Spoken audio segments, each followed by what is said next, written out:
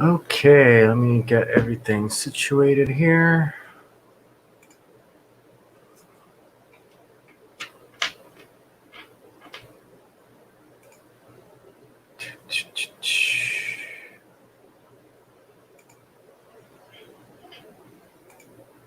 Awesome. All right, hello everyone. I am Ray Ron. Welcome to a kind of impromptu stream. It was so impromptu, I didn't even know what to call this stream. Originally, I wasn't planning on going live, but all my favorite content creators when it comes to live streaming today kind of all had issues and kind of canceled. So it got to the point where it's like, you know what, I'm just going to do an improv stream. Because unfortunately, Thomas Trains and things were having issues with his internet, and Humanity Junction could not stream today. So it got to the point that I'm just going to do an improv stream and see where it goes. I am on StreamYard, so if you guys want to pop on in and just have a chat, then go for it. Kind of the agenda for today was I'm going to go ahead and just do some repair work on a couple of my freight cars. This one, unfortunately, took a nice little nosedive off my layout. My layout's like 52 inches high. I'm surprised there's not more that's damaged on this, but yeah, I like to just repair it. So, and we'll just see what happens. But yeah, this is kind of a chill stream. I have no agenda. I'm just literally going to be repairing this caboose. It's a Chicago Northwestern caboose here. And I guess kind of the plan is, since I'm here, I'll probably replace the plastic wheels on this guy. Still kind of debating on that because my wheels are going to be used for another freights, but we'll see how it goes. But yeah, that's what we're going to kind of do today. So first I need to do is get the couplers back on, get the guide rails. These guide rails popped off. It's supposed to be kind of back here on the front. I glue a couple more pieces together. But yeah, we'll just do that. Hope everyone's having a good day. Go ahead and what we're going to do, get this mic pointed towards me a little bit more. Okay, so we're going to take these screws out, take the trucks off so we can get access to the coupler box on both sides. So we're just going to find our handy dandy screwdriver here. Another thing that I want to grab now that I think about it is my caddy rest here. Put these pieces off to the side.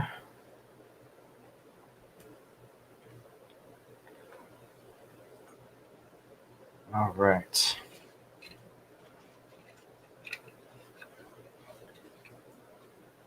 And sorry if the camera keeps adjusting here. I'm using StreamYards, but I eventually want to change to Video Ninja. It used to be called OBS Ninja. Did a lot of research on it and definitely like it a lot better than I do StreamYards. Because then I'll be able to use my actual camcorder instead of my webcam to do this. But yeah, we'll take this guy out.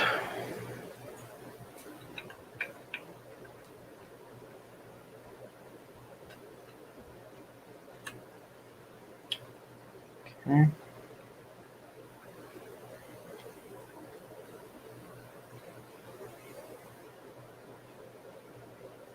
I'm going to experiment with something here. That's fine. Okay, so now we got the trucks off. Now what I want to do is I'm going to put some graphite grease. Katie makes this grease-some graphite lubricant. And I'm going to put this in the boxes here so that way it can slide back and forth.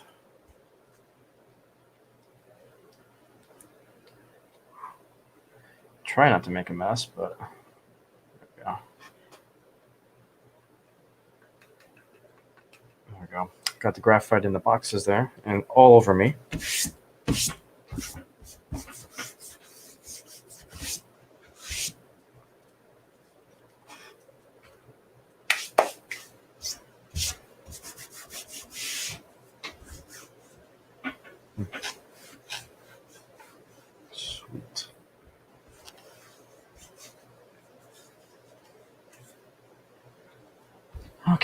I'm just gonna spread that graphite around.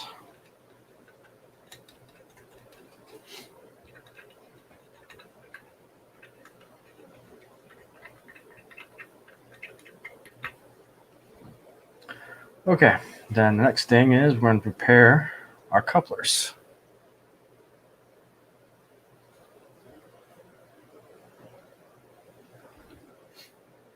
This is always a tricky part sometimes. Oh yeah, so one thing to note about these couplers, I don't know if you guys can see that. See if this is going to adjust or not. No, probably not.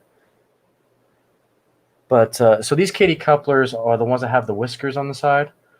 Basically have these little cable things that allow it to self-center onto your coupler box down here. And they're so handy to put together. I'll just snap this into place.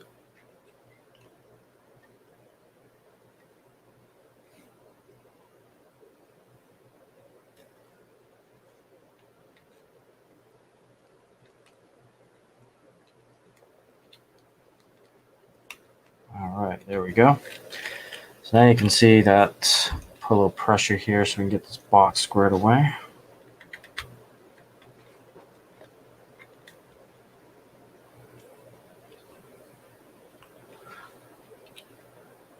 So now the box and the coupler all together, and that's why putting the graphite in there, this can now really move freely within there. I apologize, it's not the crapo webcam. Now it moves back and forth. And we'll do the same thing for the opposite side.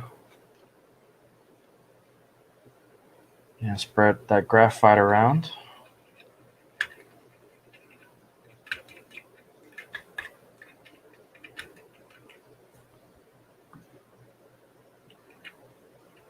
Okay.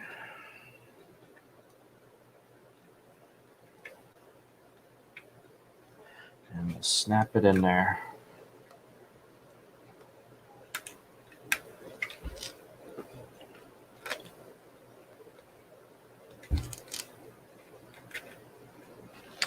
Okay, and then we'll just make sure it works.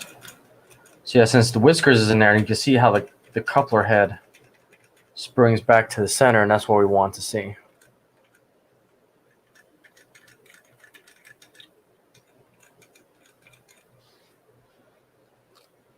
Okay. I decided not to put the metal wheels on these guys because this particular caboose, I'm not going to be really using it prototypically. And metal wheels can be expensive. So I'm going to save it for the prototypical freight train I'll be putting together. I'll probably do one today so you guys can see that. Kind of some of the things I do to convert it into a somewhat prototypical freight car.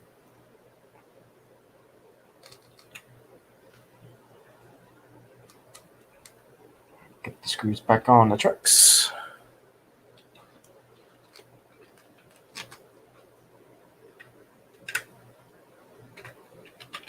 Okay, since I'm here, now we're going to adjust. So you can see how the truck kind of tilts from side to side like this.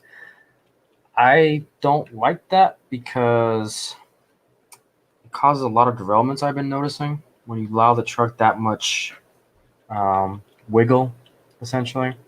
It's a little bit better.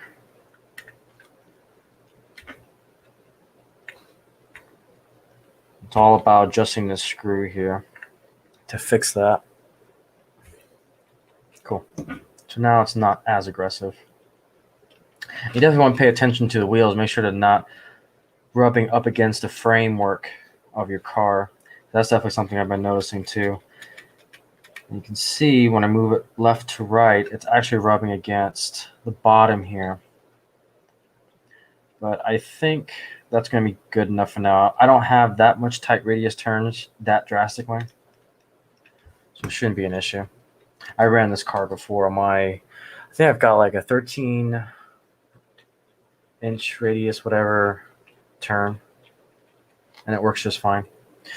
One thing I will do though, anytime I have to service an engine, a passenger car, freight car, I always lubricate the wheels because one of my biggest pet peeves is hearing the squeakiness of a wheel bearing, and that just drives me nuts. So anytime that I have to service anything, I try to lubricate it, so that way it'll be good for a while. So I've got these Labelle lubricants here. This one's for gears. This one's multi-purpose synthetic oil, plastic compatible. So this is the one I want to use. The gear ones you want to use for like gearboxes, and you kind of want to mix it with your. I got the Labelle 106 micro gear grease. So basically, kind of mix these two together and put it onto the actual gearbox. But we're going to go ahead and lubricate these wheel bearings. So where I typically do it is where the tip of your wheel goes up against the side of the truck. That's where I kind of lubricate with the oil. So that way, when you hear the cars going down the track, you won't get that annoying squeaky wheel sound that, in my opinion, can ruin the immersion of model railroading. So I always do this, even with new cars.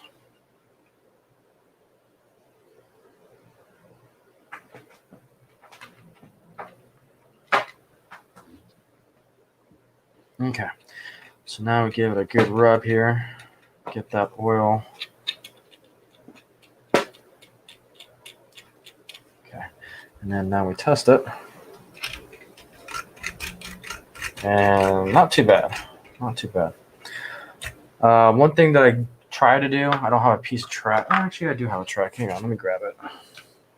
Because now what I want to do, so besides oiling the wheels, I want to make sure my coupler heights are good to go. So I need to make a little bit more space here so you guys can see those. Don't know if you guys, see if I can get this to work here. Okay. So this is kind of my test track I've been doing. This particular track was experimented with when it comes to like block detection and Digitrax work. So I did a lot of work with Digitrax to do automation, do block detection, JMRI work, and I'll definitely show that off a little bit more in the future. But right now I'm waiting on, there's a new DS74 that came out for Digitrax that I want to experiment with. So I had everything all set up and ready to go for videos on it, but then Digitrax decided to come out with a whole bunch of new equipment that I want to try. Before I get to the coupler, though, I actually want to glue these other pieces back on that I forgot about. The super glue that I use is Loctite. I used to do Gorilla Glue, but the problem with Gorilla Glue is they need to work on their lid design, because every time I've used Gorilla Glue and with their lids, it always seals up, no matter what I try to do, and it's always been a pain. Loctite has these interesting twist-off designs that, from my experience, haven't really glued onto each piece. So that's what I use. All right, so we got a handbrake wheel that we got to put back on to here.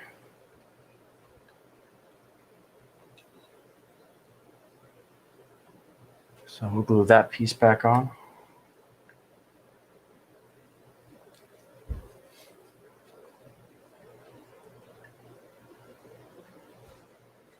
And what I like about this is that it's more, the viscosity of it is a little bit thicker. So it's like an actual gel of a super glue. So I find that it holds the two pieces together a lot better as well.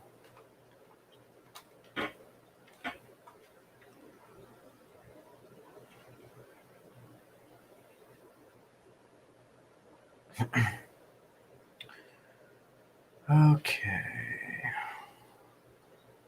Now what we'll do is we'll put these handrails back on.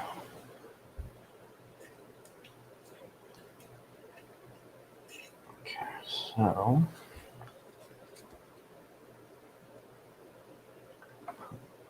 dab there, a dab there. And then we'll put these handrails back on.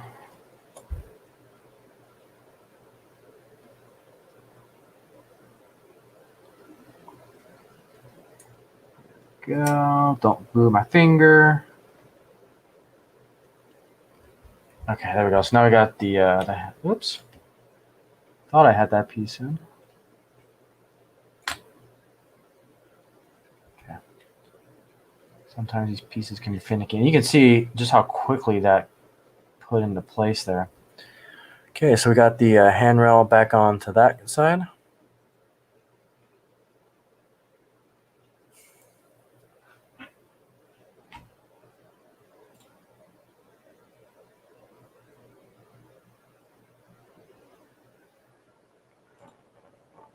Okay, and then grab the other side.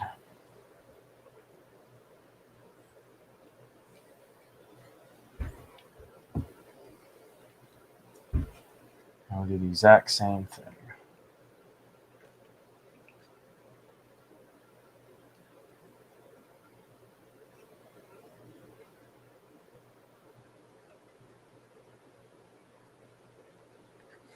Okay.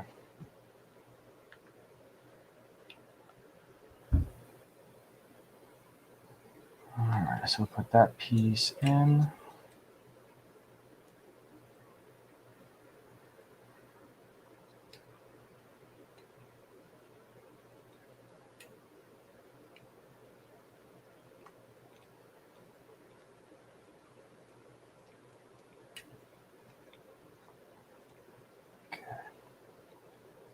All right, there we go.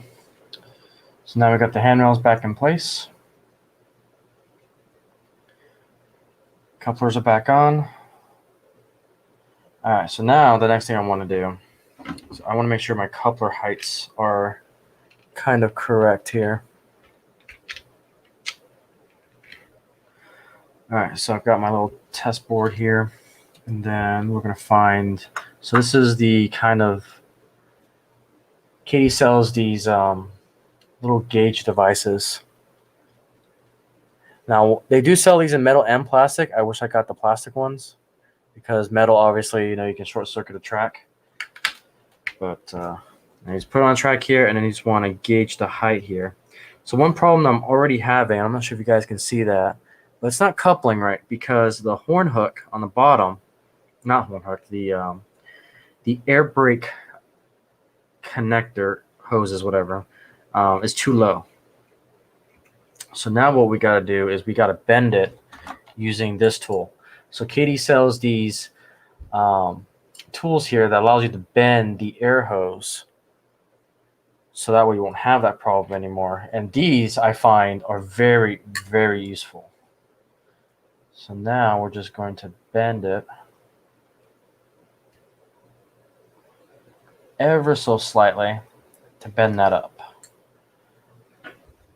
So now it's bent up a little bit.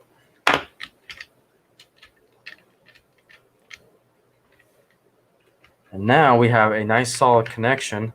The air hoses are no longer hitting the bottom of our gauge here. Now some people cut them off. I mean, it's all based on preference, really. That ain't going anywhere. So now we're going to do the opposite side.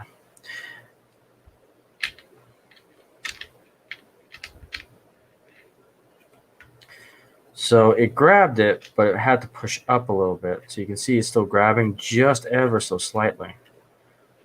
So we got to do the same thing on this side.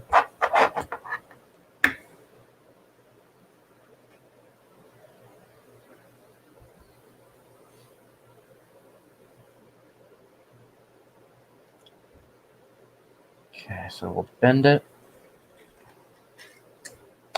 So now we're able to bend it a little bit. And now we get to test it out again.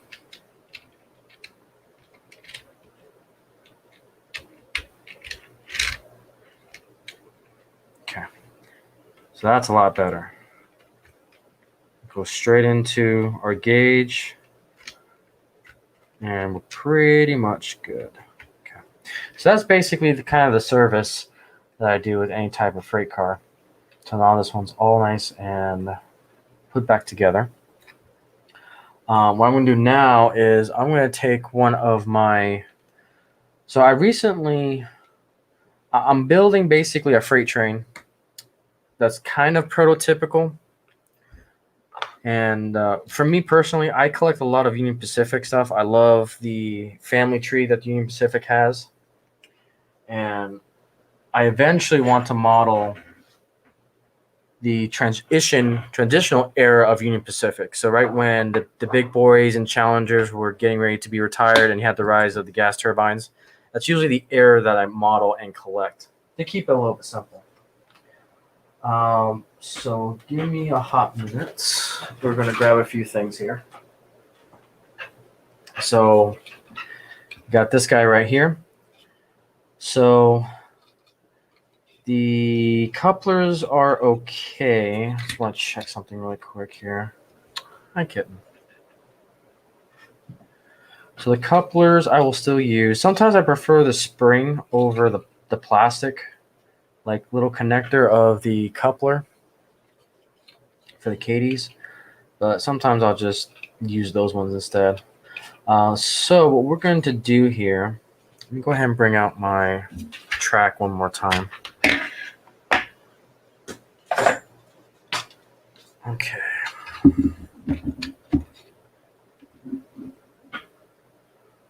Now just that. All right. So what I want to do is I just want to see my coupler height connections now that I have a caboose here that is standardized. Okay.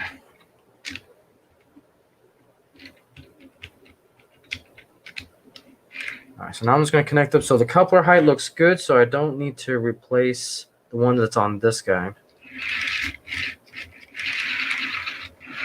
Because sometimes you really want to try to get as level as possible with these couplers, because even if one is offset from the other one, when you have track work that's not perfect or level, these things will uncouple in ways you can never imagine. It's ridiculous. So that's why I try to get it as level as I can to each of my cars.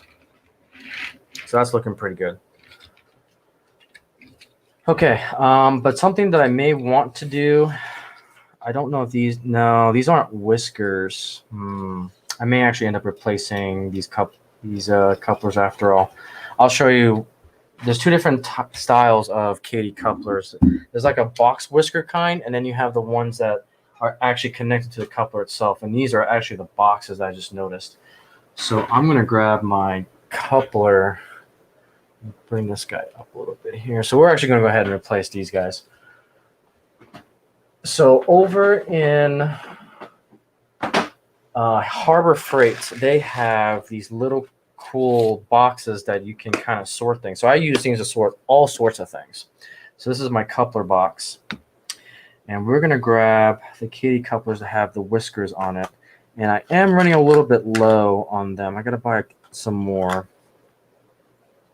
Okay, so we got those. Keep this out.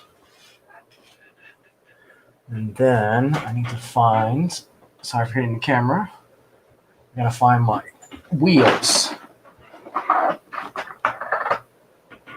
Hopefully this is my wheels. Nope, that's my electronic stuff. Alright, give me 1 second. Here we go. Okay, so I have a lot of wheels. So again, this is a 20 bin portable parts case. And what I ended up finding out was that I would buy a lot of freight for cheap, like $1, $2, and I'll show you kind of $1, $2 type of freight that I buy. So this guy right here, let's see, no, let me give you guys a better example. Okay, so this is a better example. So this guy I was able to buy for $1. Now, a lot of people may say, why would you buy this? It's missing trucks. It's missing coupler boxes. It's missing pretty much everything. And it's got a door missing. But when I look at this and it's like, this is a great project to restore. Sometimes you can get your best freight cars in these type of conditions because you can actually, repaint them, restore them. And if you know what you're looking for and you have the parts to do it, you can get a freight car for next to nothing. So I do have some trucks that I've collected. Obviously, I got the cover boxes, and with the wheel sets, yeah, they're plastic wheels, but it's like the way I think about it is that I have all the parts I need to get this thing track worthy and running again, and then eventually upgrade the wheels to metal. But getting it from this state to track ready is why I have so many of these parts. Okay, so with that being said, I'm going to save these particular wheels. They're plastic wheels, but like I said, when you buy $1, $2 freight cars, that needs a lot of work. You save a lot of money that way. You just gotta put the time, labor, and love into it. Okay, so what we're gonna do is we're gonna place those wheels with these metal wheels, because this car is gonna be part of my train. That's going to be realistic or prototypical. I couldn't think of that word. Okay.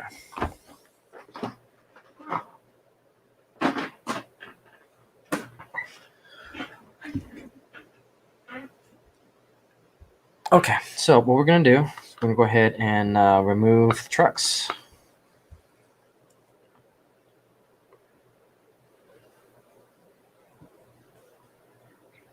Clean up my workspace a little bit here. Okay, and then we'll get rid of this trucks.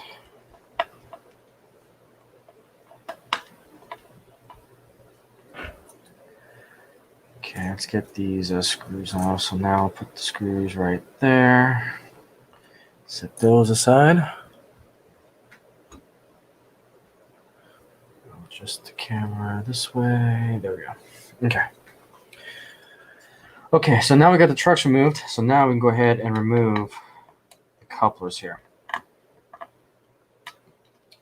Okay, so now you can see kind of the difference. So right here, you see this little shiny piece. So basically the whiskers is a whole nother part here. And let me grab some pliers here so I can show you this.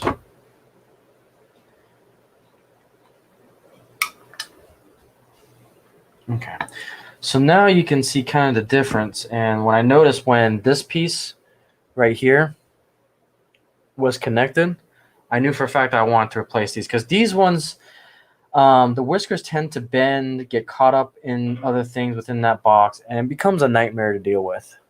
So with the whisker type of Katy couplers, it's actually put into the actual casting base of the Katy coupler itself. So it's basically these two for one part, which is so much easier. So I'm going to put that aside, and then we're going to add this to it.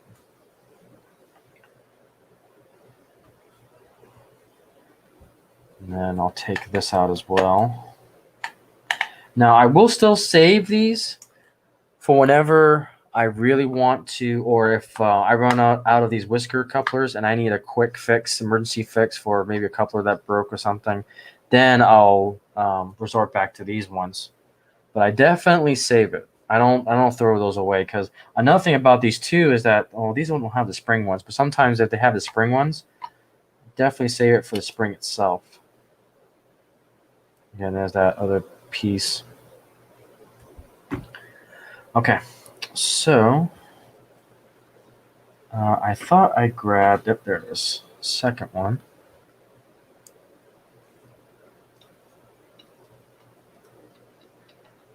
Cool. So now we got it in place.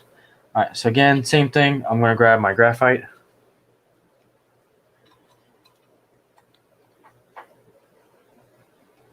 And I'm just going to sprinkle the graphite into this box.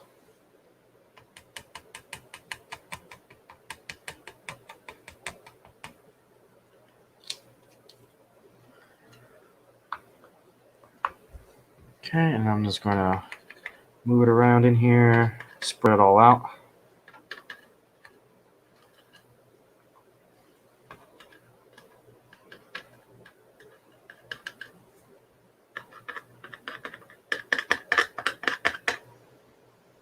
Okay. And then let me just check something really quick here.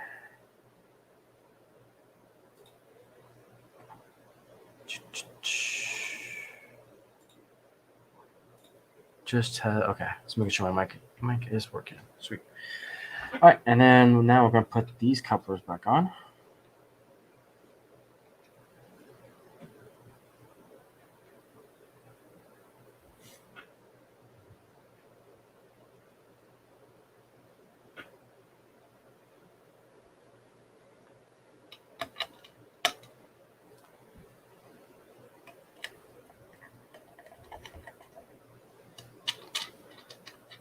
Okay. All right, so now you can see that coupler is springing back to the center. It's pretty darn good.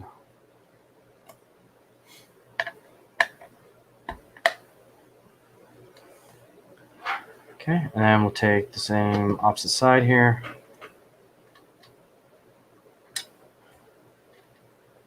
And put that coupler on.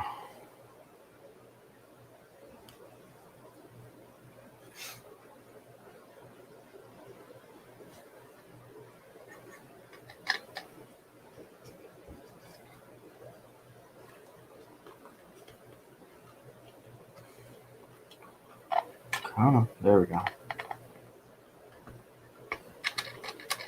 Cool.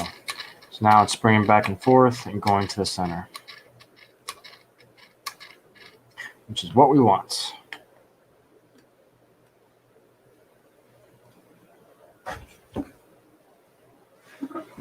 Okay. All right, so now the next thing we got to do is we need to upgrade these wheel sets.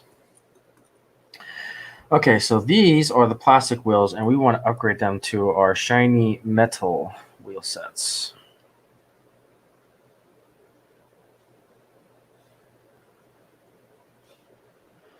So I'm going to be using, so this tool is designed for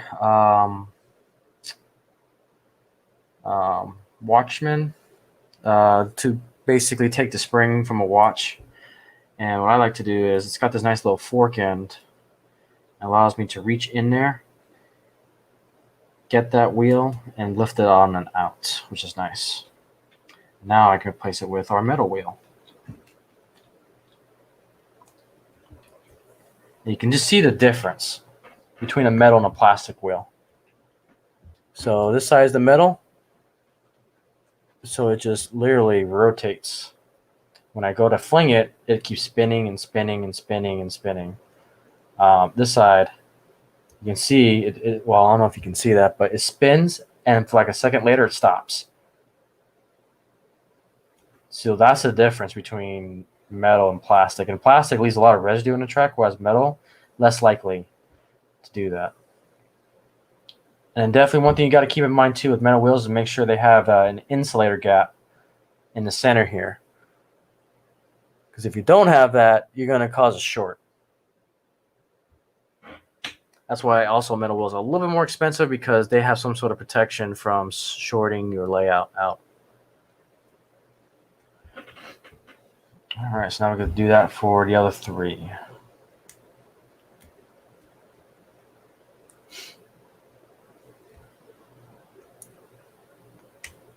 Come on.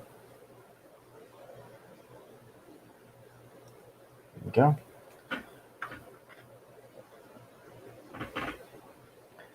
Now I put on other wheel on. It just feels so much better having that metal wheel on. Okay, so that is one truck done. Now we'll get the other one out.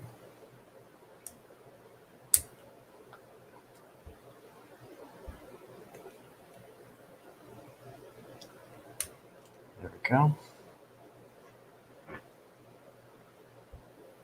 Now put our metal wheels in. That's so satisfying.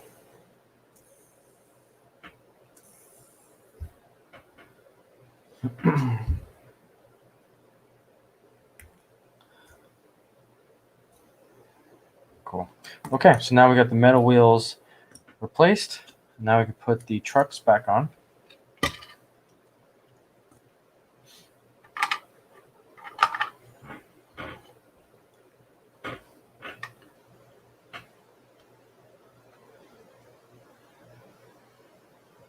Now, what's interesting too is, let's say, for example, that the wheel was touching the very bottom of the base of this car here. What you can do is you can put a washer, tiny little washer. I think I've got some here accessible. Let's see.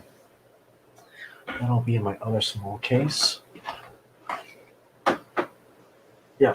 So I've got another small case with nothing. Whoop. Everything's good. All good. Okay. Okay. So this is actually all my screws. So let's say, for example, if I don't have one of these small screws, I've got plenty of screws here to kind of substitute for it. Okay, so I don't see my washers in here. They're probably another one of those cases. That's fine. I will worry about that later. But yeah, you put a small washer in there so that way you can build the height of your truck. So that way it's a little bit away from the bottom of your car.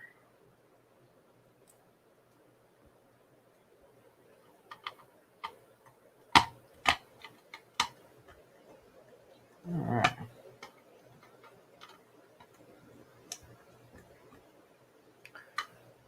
Okay. Cool. So now that moves freely. It doesn't rock back and forth. So now we can do it on this side. One tool that I need to find. I thought I put it over here. Hang on. I will be right back. I need to grab another tool.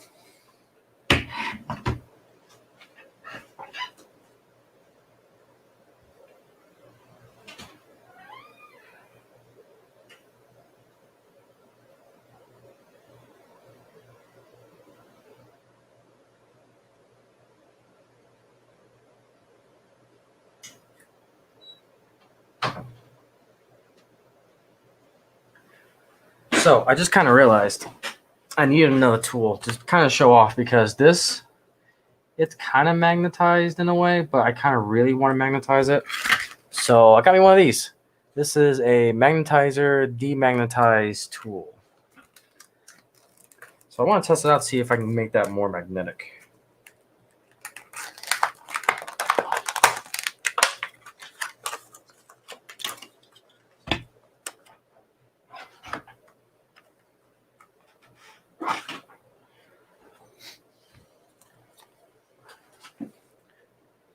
Okay.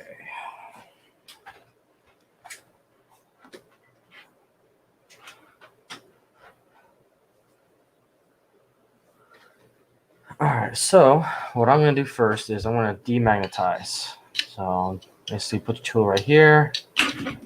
Now, should demagnetize. Okay, that's made it more magnetic. Okay, let's see here. Well, it definitely does a trick. I want it to be more magnetized. I'm probably just doing something wrong with the demagnetization, but either ways, it does what I want it to do. Oops, it's also going to grab everything else in here. Okay, let's set that aside so it doesn't pick up all my other stuff. Okay.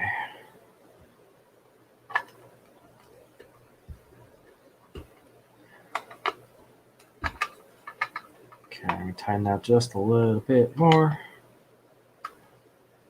Cool. Okay, so now we got metal wheels, we got the graphite, we got the new couplers. So we're almost done with this car.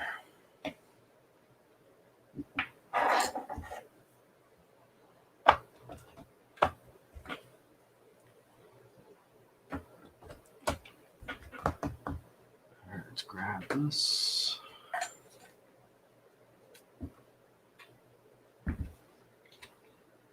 Okay, so now, oh, it just glides. I love it. You guys can't see that. Okay, so you can see just how it glides, and that's the difference between plastic and metal. I just barely got to touch it, and it just glides.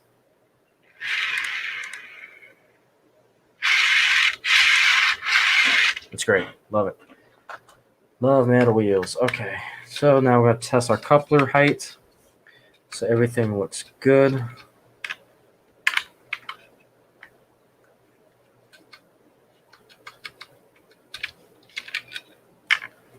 Okay, test the opposite side.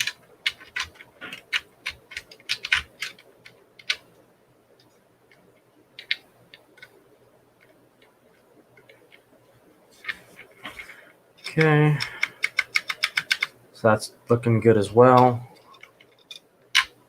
So the air hoses are looking pretty good. And then I always do one more test with another car.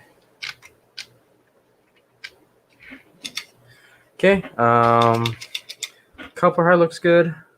Off the track, so it's not going to cause issues with switch tracks. And they just glide on the track.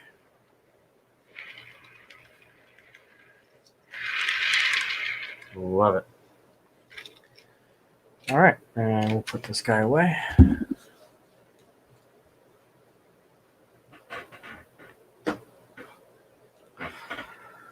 Okay, and now, so yeah, I definitely do not throw all this away because, again, these are parts. You never know when you're going to be using old wheels, or you just never know. Or, with these type of wheels, you can, glue them onto like a flatbed truck, or glue them next to like a diesel shop or a steamworks shop. A lot of potential. Lot of potential. All right, so now we'll go ahead and put all our parts away, clean up a little bit, and I think I'll call it a stream.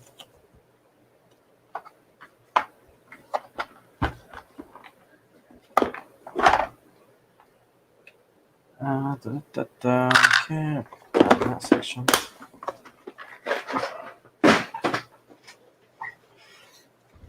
Okay, and then I'll put these away.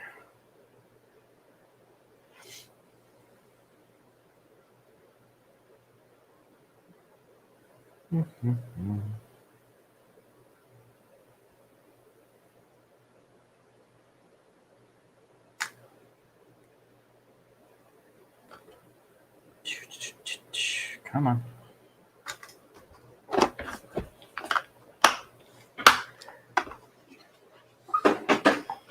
All right, and now I can officially put these guys away.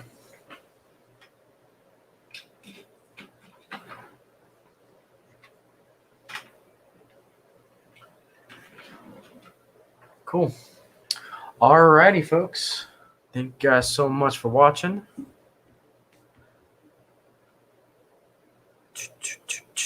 Okay, let me stop camp. All right. Thank you guys so much for watching this stream. I greatly appreciate it. Check all the links down below for my website. You can check me out, rayronvr.com, for all of my links to everything that I do. Thank you guys so much for watching this stream, and I'll see you on the next one.